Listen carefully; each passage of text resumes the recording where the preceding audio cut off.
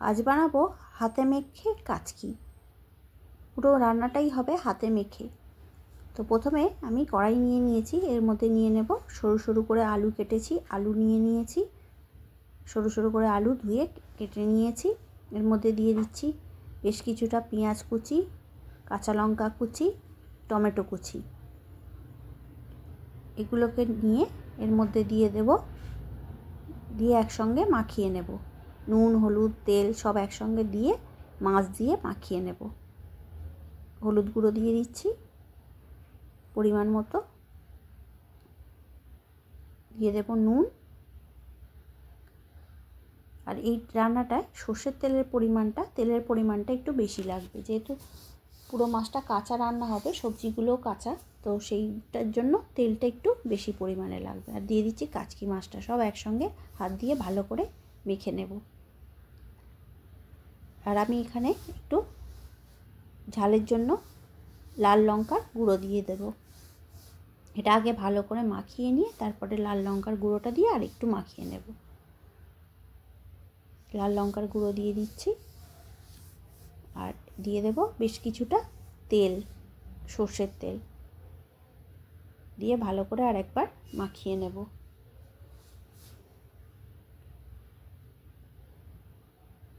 মাখিয়ে নিয়ে তারপরে এটাকে আমি গ্যাসের মধ্যে বসাবো রান্না করবার জন্য।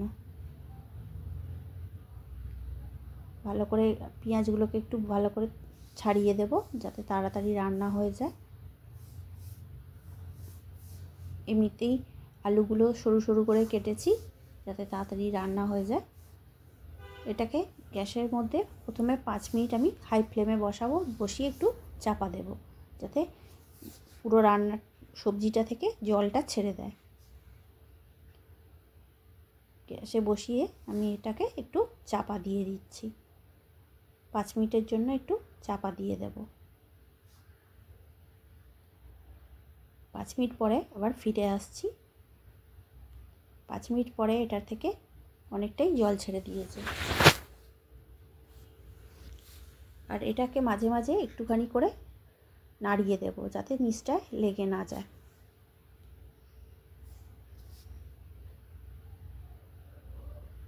এবারে একটু নাড়িয়ে দেব। দেখুন জলটা অনেকটাই কমে গেছে, একটু নাড়িয়ে দেব যাতে নিচে না লেগে যায়।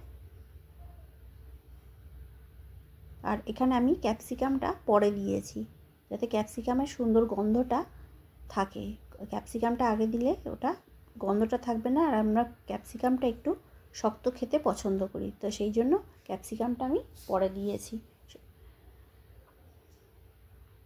মাছটা প্রায় হয়ে এসেছে, আমি এখানে এখন ক্যাপসিকামটা দিয়ে দিচ্ছি, দিয়ে একটু নাড়িয়ে দেব।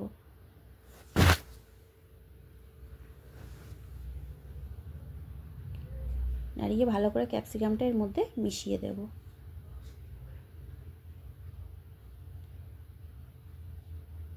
আর দিয়ে দেব বেশ কিছুটা ধনেপাতা, 1 মুঠো ধনেপাতা।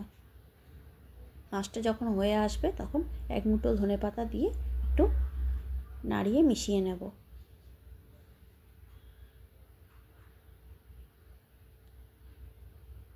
এই ধনেপাতাটা শেষে দিলে দারুণ একটা তার গন্ধ থাকবে। একটু চাপা দিয়ে দেব। একটু ঢাকা চাপা দিয়ে রান্না করলে সবজিগুলোও সিদ্ধ হয়ে যাবে আর রান্নাটাও হয়ে যাবে। এগুলো সব সিদ্ধ হয়ে গেছে, মাছটাও জল টেনে নিয়েছে, শুকনো হয়ে গেছে। যেহেতু এর মধ্যে জল টল কিছু পড়ছে না, সেহেতু একটু ঢাকা চাপা দিয়ে রান্না করতে হবে। দেখুন পুরো সবজিগুলো সিদ্ধ হয়ে গেছে, মাছটাও ভালো করে রান্না হয়ে গেছে।